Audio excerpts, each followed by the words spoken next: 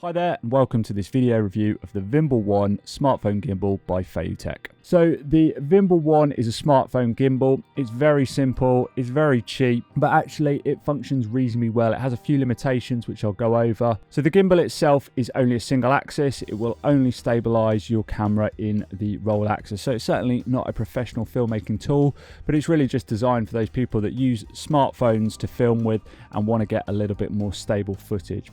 Now the gimbal really is very simple in its function and its design. It allows you to either have the camera in portrait or landscape, and there's only 3 buttons on the gimbal. One that powers on the gimbal, one that once you've connected your phone via Bluetooth allows you to control the start and stop functionality of recording video, or if you're in photo mode, take a photo. And there is also a slider which allows you to control the digital zoom function of your mobile device.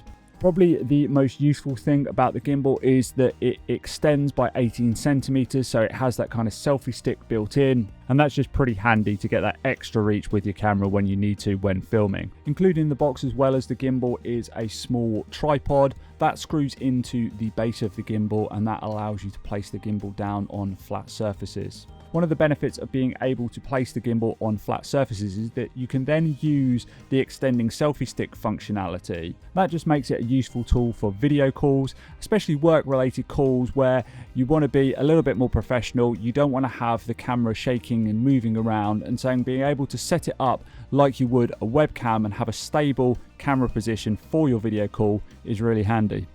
Now, one of the issues with the Vimble One that I didn't like was the width of the jaws of the smartphone holder. As you can see in this shot here, I wasn't actually able to seat my mobile device fully within those jaws. Now, it still had a pretty good grip on it and it didn't fall out while filming, but it's definitely something that I would be concerned of, especially if I was moving around quite fast, if I was running with the phone, that it didn't have quite a firm enough grip on it.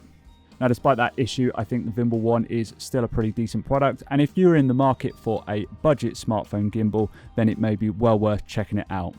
Hopefully you found this video useful. Thanks very much for watching. I'll see you next time.